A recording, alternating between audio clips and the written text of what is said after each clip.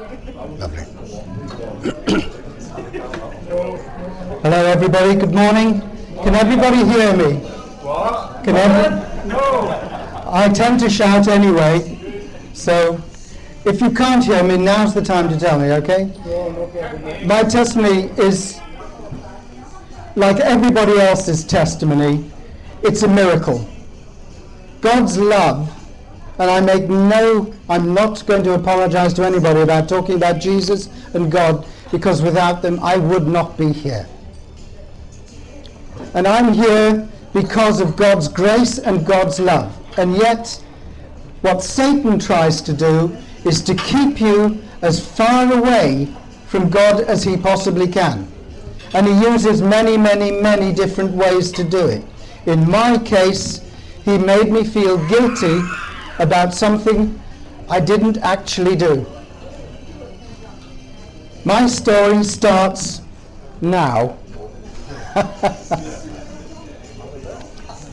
I was born on a farm in West Wales, and the thing to look at, we had 3 horses, a 3-horsepower tractor, a reaper and binder, and that was a good crop. So that shows you what it was like in 1947. That was taken in 1947, June 1947, the month and year I was born.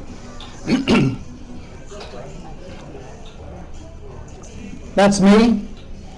That's, believe it or not, the housekeeper, because we were posh in those days. My dad was a great landowner, and my mother, and I don't know quite how old I was there, but not even one, and that was Peter 1. We had 3 Peters. Peter 2 and Peter 3 came on when Peter 1 died. And I love the pram. Yeah. Okay, I mean, that was a real cushy pram. Okay, the story is about my father. That was my dad. I don't know when this photograph was taken, but he was a fine man. He was an engineer, civil engineer, and his forte was water. And the reason that we became wealthy on the farm was because half of it was underwater, 350 acres of which a large part was underwater, and he spent a lot of his time draining it and made it into a 350 acre farm. Right, my story starts from a period of time when we were really doing quite well. Dad was badgered into taking us all on holiday. My eldest brother, who's nearly 10 years older than me, when I was 15, Graham was 25, at agricultural college, and he was going to take over the farm and things like that. And it was decided that we should all go away on holiday as a last chance for the whole family to be together, because Graham looked like he was going to get married and all sorts of things like that. And David and I were in a public school in Wrekin in Shropshire, if anybody's ever heard of it. So what happened was that Dad was badgered into having a Mediterranean cruise, something which is very popular these days, but in those days it was a rare event and only the really posh people did that sort of thing. Now, we weren't exactly posh, but we could clearly afford a cruise for a family of 5 to go around the Mediterranean. It was a Christmas cruise, and Mum and Dad drove up to Shropshire to pick David and me from school. Very excited, then went on to Cirencester Agricultural College, picked up Graham, then went down to Southampton and onto a ship called the Laconia. Now, some of you may have heard of the Laconia, but we hadn't. It was a fantastic looking ship, and we got onto the ship and it was all pretty okay. I wasn't very good with my sea legs, and I wasn't feeling too good the first night and the first day. We went round Brest and the Brittany coast, then down through the Bay of Biscay, bit choppy, didn't feel too good, but we were cruising along. On this particular afternoon and evening, Graham and David had heard about a tramp's ball, where you dress up as a tramp and then you win a prize if you're the best one, and Mum and Dad went off dancing or something like that. Me, I was into girls at this age, and I'd met this Irish girl from Ballsbridge in Dublin, and we managed to get into the cinema, and we were sitting in the back, and it was really cool, as you'd say these days. And we were watching Road to Mandalay with Bob Hope and Bing Crosby, And it was terrific. We were really enjoying ourselves. Around about 11 o'clock, an alarm bell, a bell started ringing, and we wondered what on earth it was. Nobody moved. And then people started, making a noise and ruining the film. We were getting quite annoyed, actually, because people were coming in and out and things. In the end, someone over a loudspeaker said, "Look, there's a fire on board, nobody to panic. Just go down into the dining room and wait there." So we all filtered down to the dining room. I was sort of milling around. Then people said, "Look, you need to come back out of the dining room, you need to go up to your lifeboat." Now, depending on where you slept in the ship, and my brother David and I were in the bowels of the ship on an internal cabin, so we thought, well, we'd better go to our cabins, because they said to get your life jackets, but we couldn't get to our cabins because the fire was in the area of our cabins and the smoke was there, and we were told to go back, so we didn't get life jackets. Anyway, I went up to where I knew our lifeboat was, and it wasn't panic, but it was kind of chaos, because people were all leaning over the side and watching things going on, and we were wondering what on earth was going on. Now then, I'm going to do something which I haven't done before. I was handed this some time ago. This was actually written by my mother as a memory of it, and I hadn't realized quite what she'd put in here, but I'm just going to read one section. I hope you don't mind. These are her own words. "Very soon we were all told to stand near our lifeboats. Glyn," that's Dad, "Glyn and I stood for ages, and we did not see our sons, who were of course standing at other parts of the ship, as each cabin had a number which also marked their lifeboat. After some long time I got worried about Robert, then 15, so we went to the other side of the ship to look for him. We found him standing on his own, watching a lifeboat filling up with women and children. It then started to lower, but one end of the boat came loose, or the wire severed, and the people fell streaming out of it. In fact, they seemed to just pour out into the water. We were speechless and horrified. We grabbed Rob and went back to the other side of the ship." So I'll read just a bit more. "He, by the way, that's me, had no life belt, so Glyn gave him his. I had one that a German crew had given me." Now that's the crucial point here. Sorry. I want to tell you something about life belts, which you should all know. It's the easiest thing in the world to go out on a boat and be told to put a life belt on and say, "Well, I can swim. No big deal. I'm okay, I can swim." I'm going to tell you, if you don't put your life jacket on, you are taking your life into your own hands. Now, my father was 55, he knew what he was doing, he knew about water and boats, and he knew by giving me his life jacket, he was putting his life at risk, but effectively saving my life. And I say this now, greater love hath no man than he lay down his life for his friends or his family, and things like that. And that's a very important thing to say. Dad, I imagine, hoped that he would get a life jacket later on, but he didn't. After a while, when the fire started coming up towards us at the back of the ship, and there would be a little film at the end to show you exactly what happened. The fire came to the back of the ship.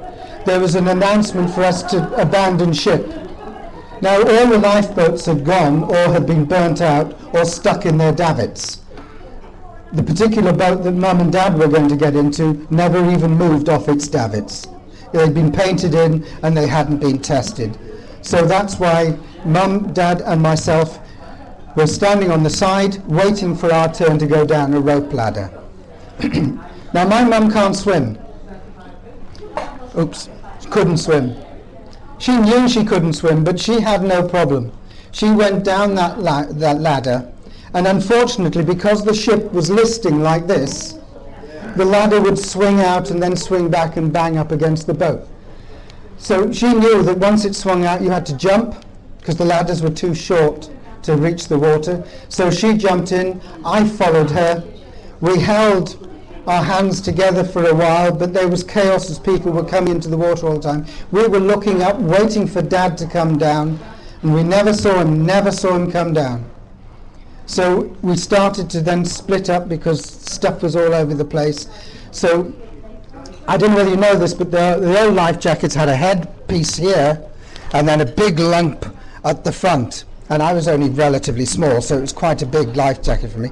So you can't swim as a crawl, you have to lie on your back, which I suppose is okay. So I did the old sort of, I don't know what you call it, but the tortoise type wallowing, and I eventually got away from the side of the ship, which was quite difficult because as it went over to one side, it drew everybody back up to the side, and then it pushed everybody out.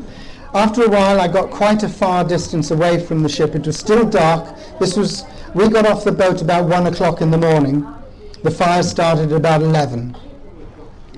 I was in the water now. I was alone, not in the least bit worried, watching the fire on the boat and wondering, well, someone's going to find me, and Dad will swim up to me and grab hold of me, or I'll find Mum again.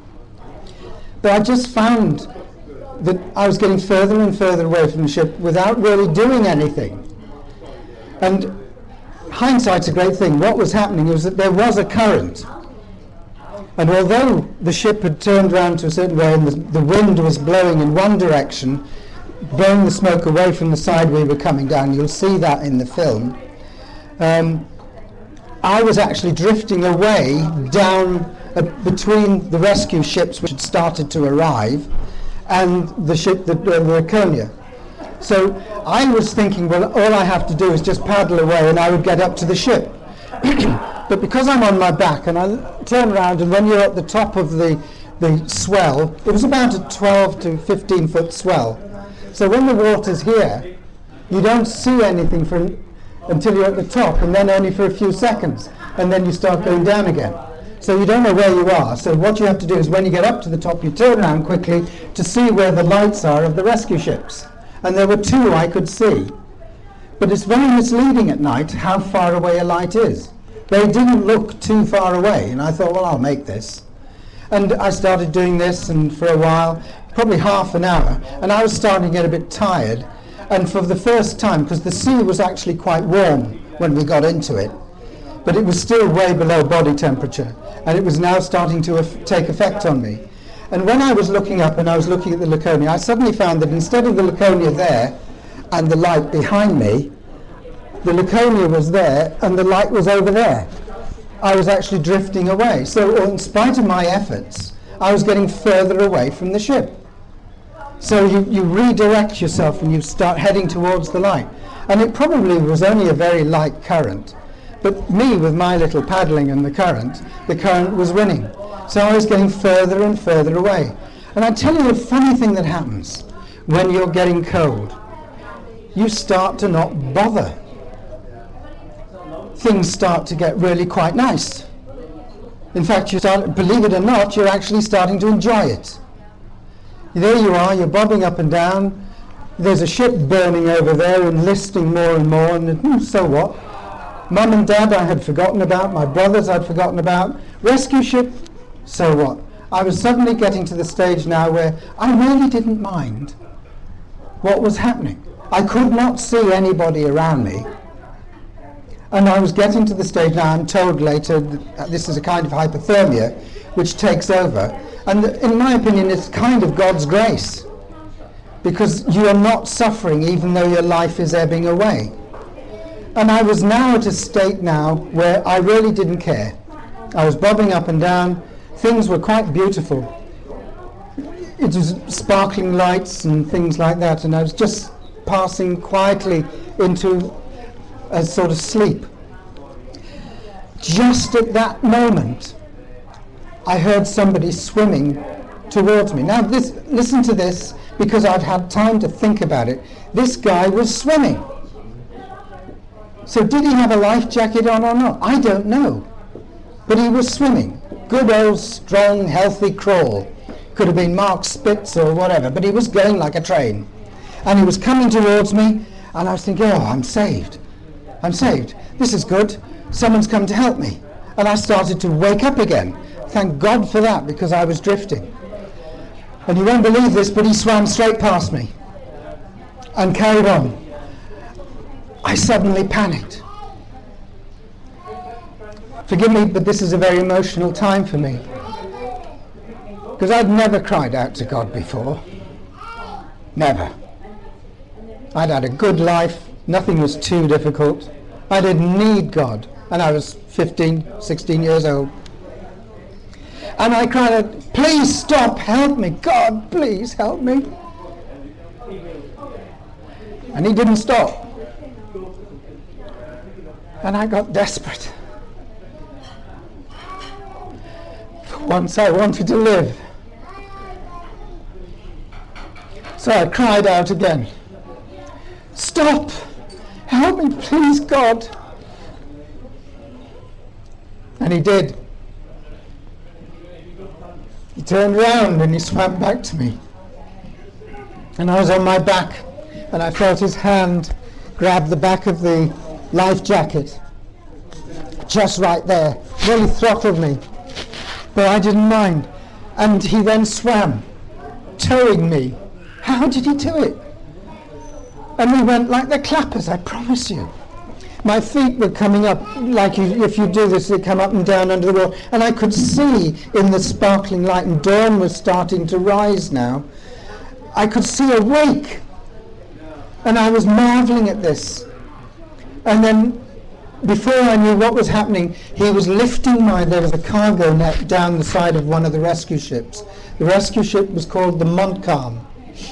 And there was this cargo net down, and he put my arm over like that, and he put the other arm over, and he left me, and he swam off. I don't know what I was thinking. I must have imagined at the time he's gone to save someone else, because this is one strong guy.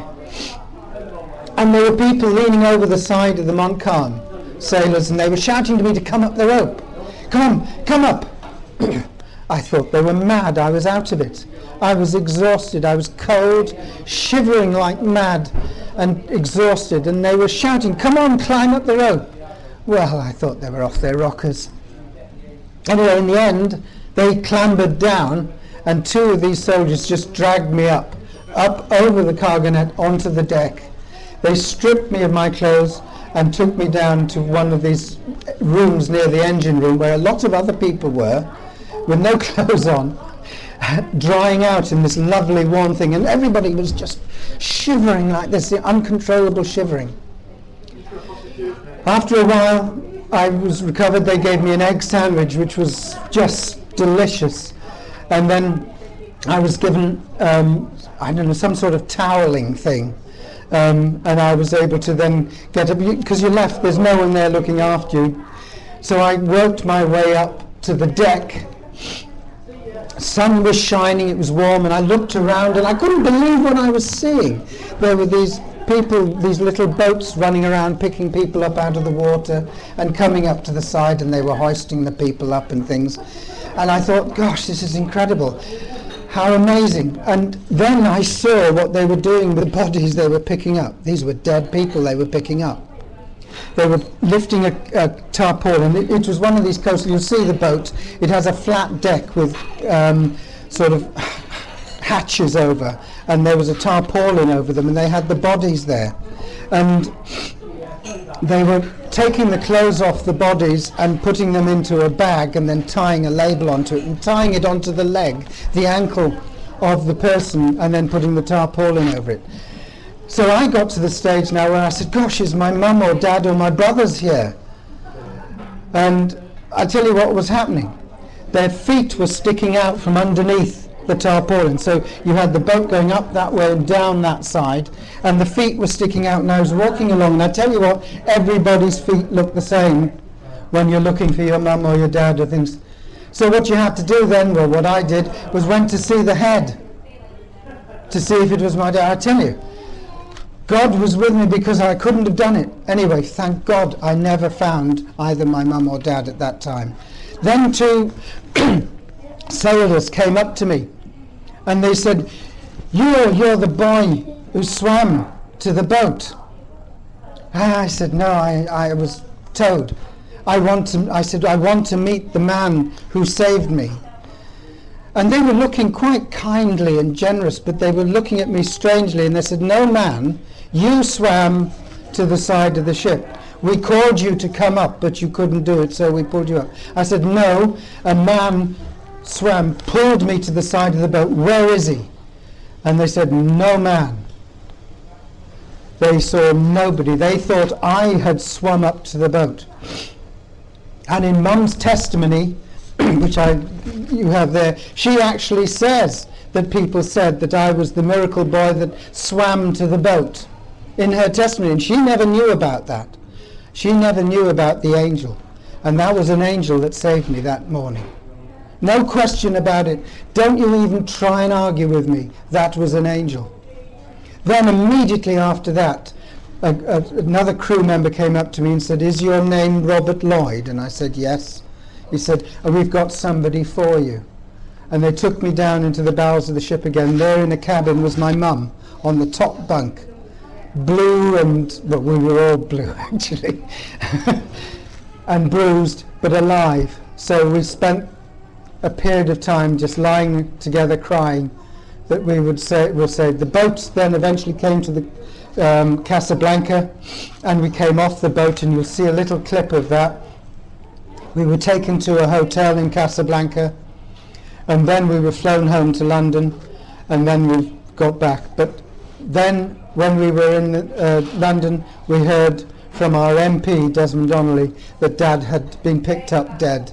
He's now buried in Gibraltar, in the military grave there, or the people's grave of the military section. And he didn't survive. My two brothers survived, and I survived, and my mum survived. But from that moment on, I'll tell you something, and this is what this testimony is about. I felt guilty.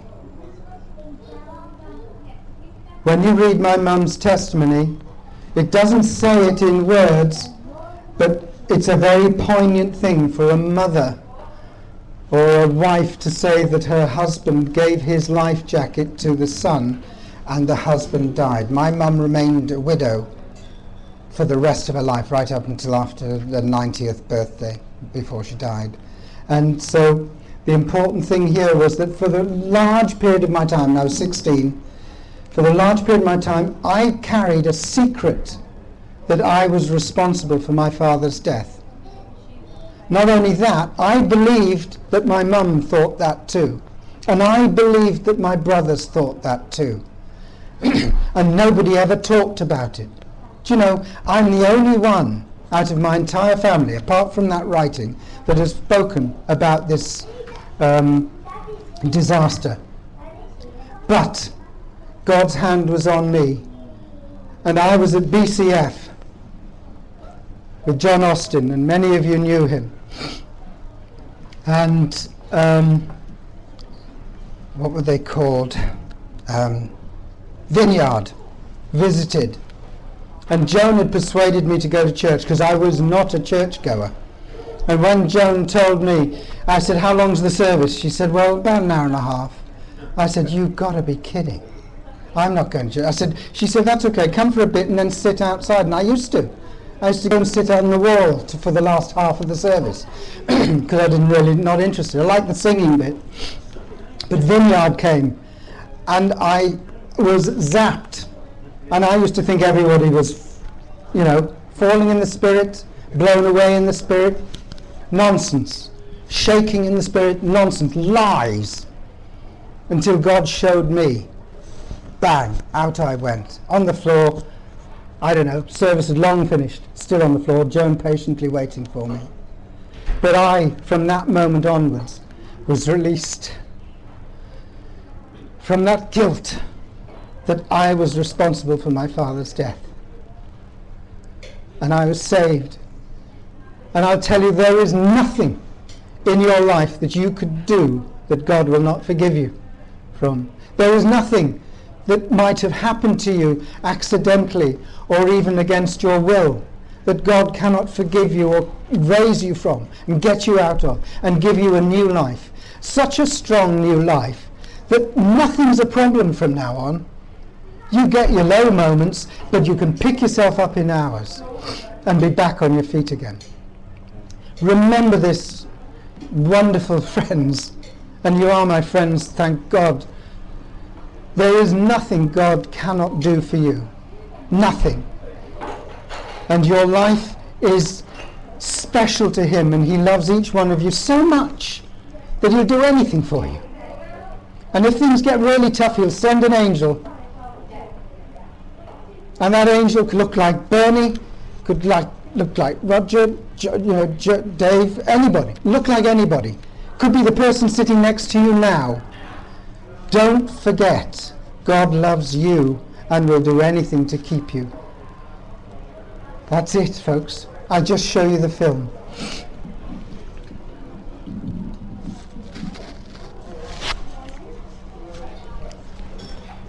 This is British Pathé News.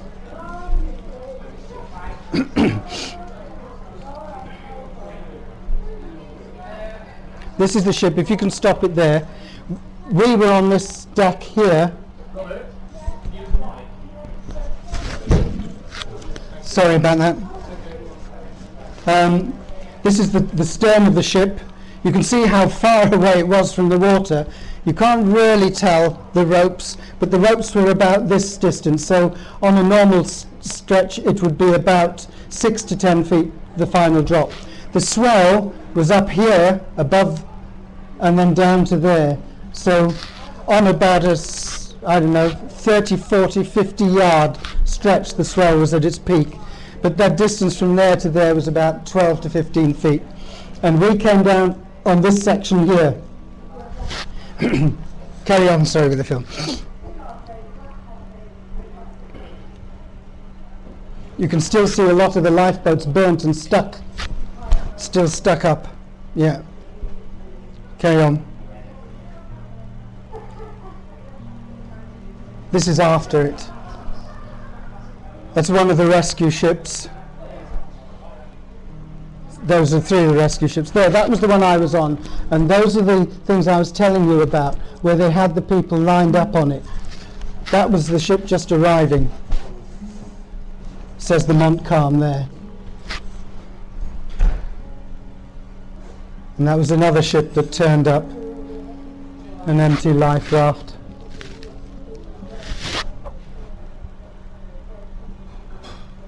And see, the wind was in this direction, with the smoke coming out here. We got off this side, and I was going off towards the rescue ships were over here, but the current was coming this way. So although I thought I was heading to the ship, I was heading out. You can actually see the ropes just there. Oh yes, that's right. From this distance, you may not be able to see them that close. No. Carry on. No, the rest. It's just carry on. Yeah, that's just what the film's doing itself. Yeah, oh I see, right. This is where the fire started, in this part. And then it just burnt its way underneath the ship and just burnt it up. So people were cramming back further and further and further back.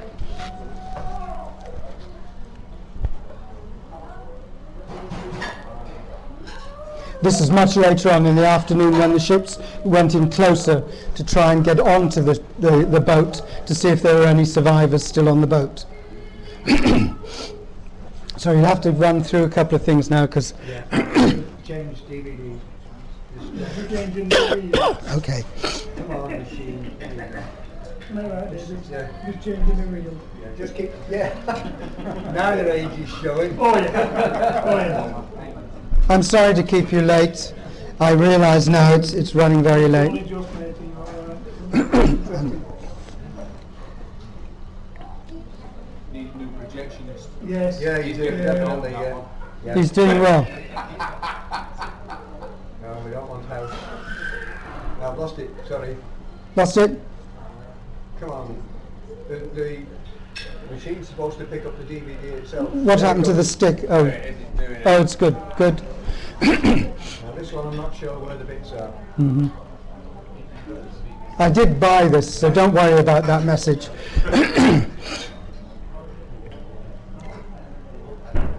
This was the British Pathé News of Christmas '63. So you might get clips of people opening Christmas presents, Yeah. jumping in the Serpentine, and That's at the beginning. That's is it? Yeah. So please be patient, because there's just one small clip I want you to. Hey, look at that! Look at the presents they had. How exciting was that? Nice That- alarm clock, yeah, folks. yeah. Look at that! Whoa! This is the annual Christmas morning Serpentine dip. Me at the front read about. Yeah. Notice the eyes. Oh yes.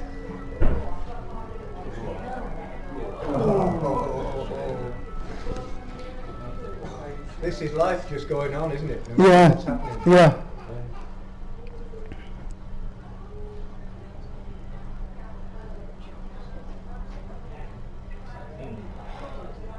Right, this is the Montcalm. Okay, and these are the survivors waiting to get off at Casablanca. This was the gangplank. You'll see something remarkable now, which I didn't know about until quite recently. If you stop it now, that's my mother. And I run it through. She looks back and calls to me, "This is me." Yeah. Why are you limping? They were dragging me up, apparently they dislocated my ankle. But There you are. So you just got on with it, didn't you? Oh, my ankle's sore. Oh, never mind. and this was the blanket, the towel blanket I was given, and somebody gave me a jacket. I'm even wearing a tie, which I don't understand. But, Well, these were they not the Red Cross? they dropped the yes, the Red Cross were from Lancasters were dropping parcels into the sea, which were being picked up by the rescue ships. So that's presumably where I got it from. I had forgotten that, but that's true. That's what they were doing. Well, that's it, folks. Thank you. When I was here last year, fortunate to hear Robert